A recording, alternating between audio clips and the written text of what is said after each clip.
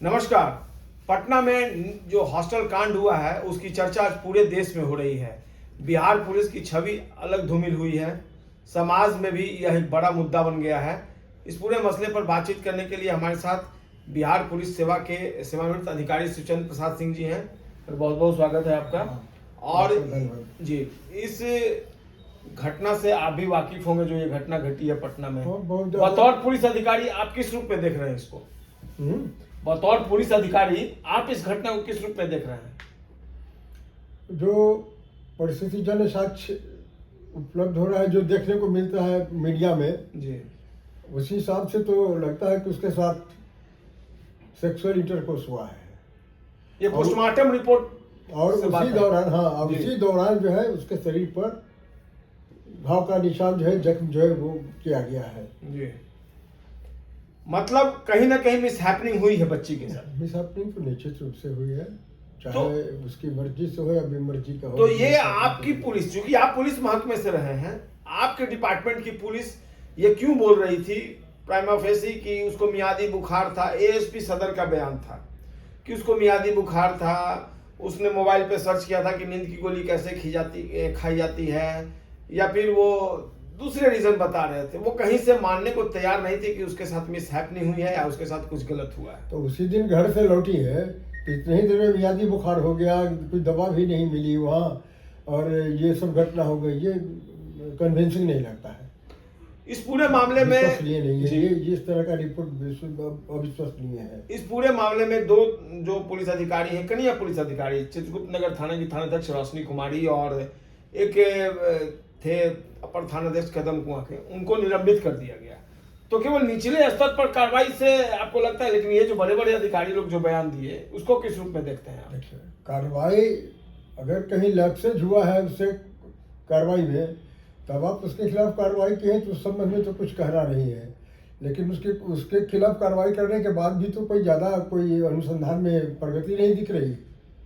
और जो कुछ हुआ है टेस्ट एफएसएल वाला है या और कोई लोग आकर वहाँ 25 लोगों का ब्लड सैंपल लिया गया, डीएनए लिया जांच गया है, वो तो जस्ट फॉर्मेलिटी आप अपनी तरफ से कर रहे हैं कि हम इस आधार पर डिटेक्ट कर लेंगे।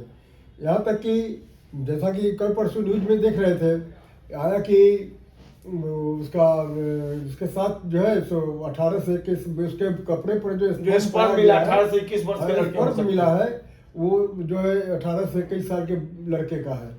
18 साल से 21 साल के लड़के का है, तो ऐसा कोई किसी व्यक्ति को चिन्हित करना पड़ेगा ना जो उसमें इन्वॉल्व हो, जो मेन कल्प्रिट हो। हाँ, वो सब कुछ हो जाएगा, लेकिन अगर कल्प्रिट को आप नहीं आइडेंटिफाई कर सके तो फिर वो टेस्ट तो कोई काम का नहीं। अच्छा, आप तो बिहार पुलिस के सेवानिवृत्त अधिकारी हैं, आपका एक लंबा टेन्योर रहा है, क्या ये पुलिस के लिए ब्लाइंड केस बन गया है इसको डिटेक्ट कर पाना? अभी तक जो स्थिति है उससे तो मुझे लगता है कि कोई कांड के निवेदन का कोई लक्षण दिख नहीं रहा अभी तक। अच्छा, बहुत सारा कॉम्प्लिकेशन हो गया है इसमें। अच्छा, बहुत तरह का कॉम्प्लिकेशन है, जैसे लाइक विभिन्न बिंदुओं पर विभिन्न तरह की जांच करवाई जा रही है, उससे कुछ फल आ नहीं रहा है। तो उस हिसाब से तो अभी तक ये ब्लाइंड केस है हमारे हिसाब से। तो बिल्कुल बहुत तजुर्बेकार अधिकारी रहे हैं शिवचंद्र प्रसाद सिंह जी, और उनका कहना कि अभी तो कोई खास प्रगति नहीं हुई इस मामले में। डीजीपी साहब ने बुलाया था पीड़ित परिजनों को बुलाने के लिए, वहां पर मां का गुस्सा देखते ही बन रहा था। वो बिहार पुलिस के रवैये से नाखुश नजर आ रही हैं अभी भी, आज की तारीख में। आज उनको मिलने के लिए डीजीपी ने बुलाया था तो वो नाराजगी जाहिर कर रही थी। देखिए, आपको इन्वेस्टिगेशन में किसी केस को डिटेक्ट करने के लिए जो कार्रवाई करनी हो वो सीधा कीजिएगा तो ज़्यादा बेहतर है। और अगर इधर उधर डाइवर्ट कीजिएगा तो आप भी कहीं सेंट्रलाइज नहीं हो पाएंगे एक्विजिशन पर या निवेदन पर, और न आपको कहीं से कोई फीडबैक मिलेगा। तो उस स्थिति में तो बहुत संभल के काम करने की ज़रूरत है। उसका और उसकी माँ का आक्रोश तो स्वाभाविक है, उसकी बेटी गई, प्रतिष्ठा पर पड़ रहा है अलग, तो माँ का आक्रोश स्वाभाविक है। लेकिन मैं गार्जियन का भी दोष देना चाहूँगा कि उनको जब लड़की को रख रहा हो पटना के, शायद ही कोई गर्ल्स हॉस्टल सुरक्षित हो। अच्छा, और उस पर पुलिस का कोई सर्विलांस नहीं है। हमने जो देखा अभी तक, लड़कियां शाम में रात में आप निकलिए किसी 8 बजे 9 बजे किसी रेस्टोरेंट के बाहर, तो देखिए लड़कियां हॉस्टल्स की माने जो लोकल लड़का जो जिसके पास कुछ पैसा है उसको लेके घूमता रहता है, आपको वो शराब पिए हुए मिले, शराब के नशे में बुरी तरह मिलेगी घूमते हुए। लेकिन सभी बच्चियां तो इस तरह की नहीं होती हैं। सभी बच्चियां नहीं होती, लेकिन जो एज है, जिस एज में गार्जियन भेजते हैं उसको यहाँ पढ़ने के लिए, वो एज बनने का भी एज है, बिगड़ने का भी एज है, तो संभावना ज़्यादा निगेटिव होने की रहती है, इसलिए कि उसका कोई कंट्रोल करने वाला नहीं है। हॉस्टल वाले को कोई मतलब नहीं है, कौन आ रहा है जा रहा है उसको पैसे से मतलब है। उसको जो कराई करनी चाहिए कि कोई आता है आदमी, बाहर का आदमी आता है तो उसका फोटो खिंचवा ले अपने कैमरा से। सीसीटीवी कैमरे तो लगे होते हैं हॉस्टल में। हाँ, सीसीटीवी कैमरा लगाना चाहिए अगर नहीं है तो।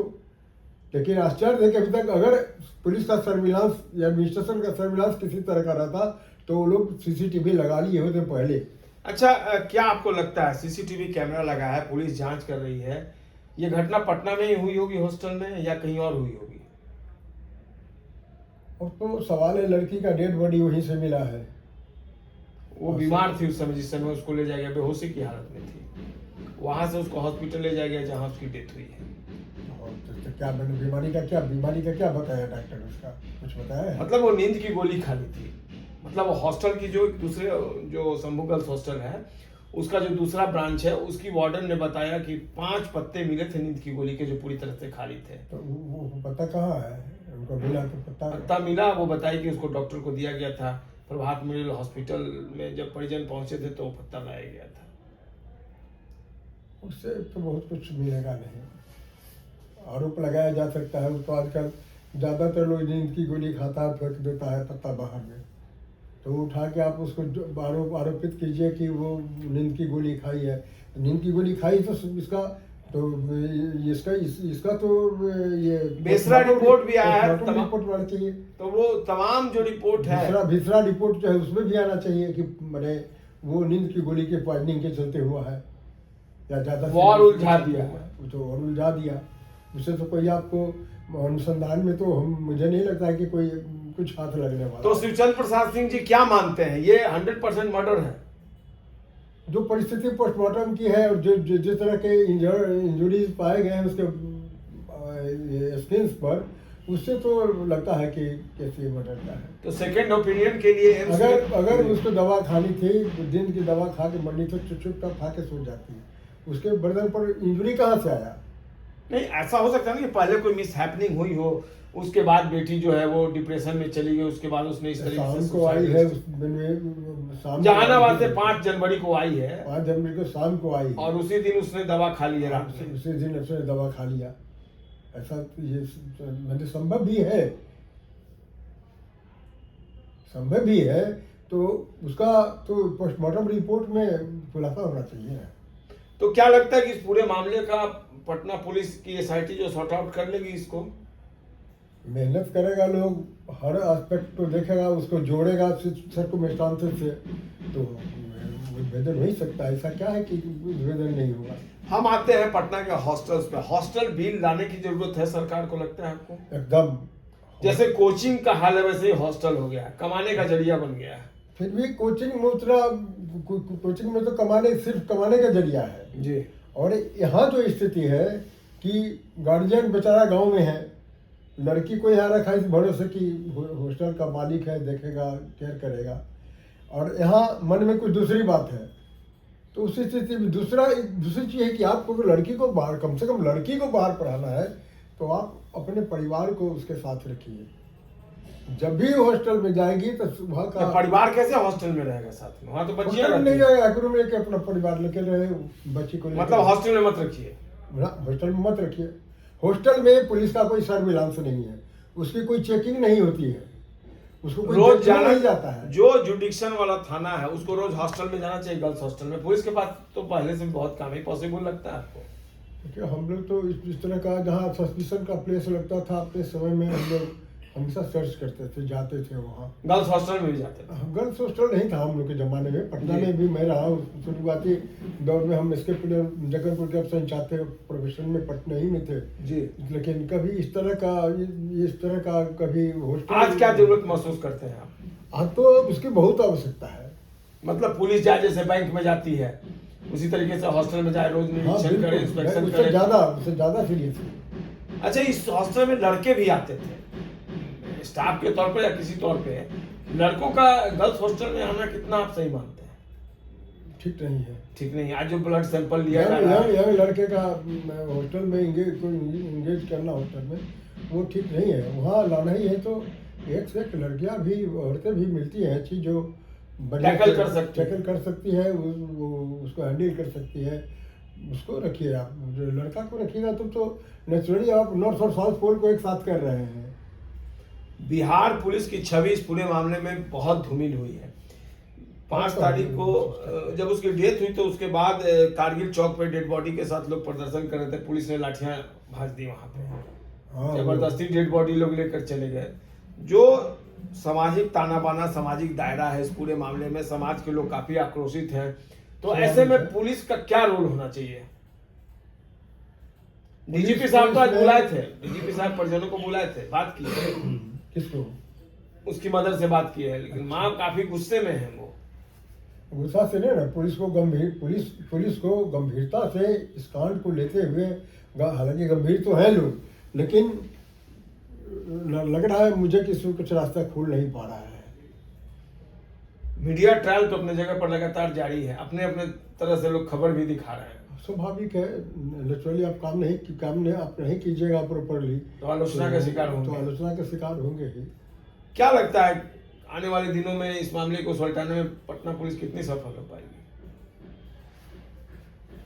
देखिए, इसके हर पहलू को गंभीरता से देखेगा लोग और उसको उसका सीरीज जोड़ने की कोशिश करेगा तो निश्चित रूप से सफलता मिलेगी। अब तो बहुत साइंटिफिक एविडेंस कलेक्ट करती है पुलिस। इन्वेस्टिगेशन में हमको फोटोग्राफी में गोल्ड मेडल मिला था और फिंगरप्रिंट में ब्रॉन्ज मेडल मिला। तो थोड़ा बताएं पटना पुलिस को, कोई अगर सजेशन हो तो कैसे इसमें पटना पुलिस करे? जब एक्सपर्ट जा रहे हैं, एफएसएल का एक्सपर्ट लोग जा रहा है तो दे आर बेटर देन मी।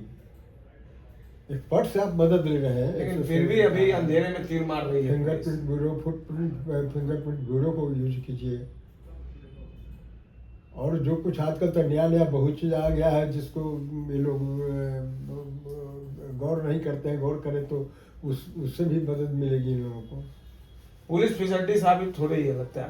हाँ, पुलिस का देखिए, पुलिस को फैसिलिटी तो हम नहीं कहेंगे, लेकिन सारा प्रयास ये लोग निश्चित रूप से कर रहे हैं, लेकिन सफलता नहीं मिल पा रही है। जिस पॉइंट पर, बिंदु पर पहुंच रहे थे एक्विजिशन में कि after all who are involved, उस एंगल में मॉडर्नाइजेशन के तमाम दावे किए जाते हैं बिहार पुलिस में, उसके एंगल में कुछ खास। हाँ, दूसरा है कि वहाँ जो हम नहीं समझते कुछ हो रहा होगा, उस पॉइंट को निश्चित लोग देख रहा होगा कि जो लड़की आई है और डेथ हुआ है, उस बीच में मोबाइल फोन्स उस जगह पर कितने आए हैं, उन मोबाइल नंबरों का जो है, उन मोबाइल नंबर से उसके मालिक को बुला के उससे पूछताछ की जाए। निश्चित आजकल कोई बिना मोबाइल के कहीं नहीं जाता है। वहाँ भी आया होगा, लड़के के पास मोबाइल से बात करके आया होगा। एक बात कहते हैं कि वर्स्ट केस में अगर मान लीजिए वो चीज़, तो बात करके आया होगा। लड़की का मोबाइल मिला है वहाँ, बिल्कुल डिटेक्ट हुआ है, उसमें देखा गया कि लास्ट कॉल किसका था, किससे तो कॉल डिटेल्स पुलिस ने खंगाला है। हाँ, तो उससे खंगालने पर पता चलेगा कि किससे बातचीत हुई है यहाँ आने के बाद या आने के पहले। कम से कम 24 घंटे पहले तक का जो है वो कॉल डिटेल कलेक्ट करके और उसका उस पर अनुसंधान करना चाहिए, और उनके जो जिनका भी नंबर आ रहा है उनको बुलाकर उनसे पूछताछ करना चाहिए। पुलिस को कितना संवेदनशील होना चाहिए इस तरह के मामलों में? पुलिस को कितना सेंसिटिव होना चाहिए, संवेदनशील होना चाहिए? आनंद फानन में बयान दे देना, उसके बाद वो शुरू का जो स्टेटमेंट है ना, वो थोड़ा सा जल्दीबाजी में दिया गया स्टेटमेंट है। आप किसी पहलू पर डैमेज कंट्रोल करने के पहुंचे निर्णायक मोड़ पर, तभी कुछ बोलना उचित होगा। हम लोग भी इन्वेस्टिगेशन करते थे तो अंदर की बात जो होती थी, जो हम लोग को छिपा के रखना जरूरी लगता था, उसको हम लोग रिवील नहीं करते थे प्रेस को। भले कल होकर लोग कहते थे कि आप सर मालूम था, आप बताए नहीं, तो इन्वेस्टिगेशन का एंगल वो होना चाहिए। अगर आप मीडिया में सारी बातें सब नहीं चीज़, हाँ, लानी मीडिया चाहिए। में सारी बात आप देते जा रहे हैं तो नेचुरली एक्यूज भी अलर्ट होता जा रहा है। तो बिल्कुल बहुत बारीकी से अपनी बात बताई सुचंद्र प्रसाद सिंह जी ने, और उम्मीद करते हैं कि इस पूरे मामले में पटना पुलिस बहुत जल्द किसी एक कंक्लूजन पर पहुंचेगी और जो मेन कल्पिट है वो कानून के शिकंजे में होगा। लेकिन फिलहाल परिजन भी असंतुष्ट हैं अब तक की पुलिसिया कार्रवाई से, और जो पुलिस की कार्यशैली है वो लगातार सवालों के घेरे में है। स्वाभाविक है, लगभग 1 महीना होने जा रहा है तो जी। डिजेंटमेंट स्वाभाविक है। जी बिल्कुल। तो देखना होगा पुलिस कैसे अपनी साख को बचा पाने में कामयाब होती है, लेकिन फिलहाल पुलिस के लिए राह जो है वो आसान नहीं दिख रही है। अभी के चर्चा के लिए बस इतना ही। आप आए, आपका बहुत बहुत धन्यवाद। धन्यवाद। दर्शकों से विदा लेते हैं, और इस मसले पर लगातार हम आपको कई नई जानकारियों से अवगत कराएंगे। जो हैपनिंग्स होगी, जो पुलिस की कार्रवाई होगी, उससे भी आपको लगातार हम अवगत कराते रहेंगे। तब तक के लिए नमस्कार।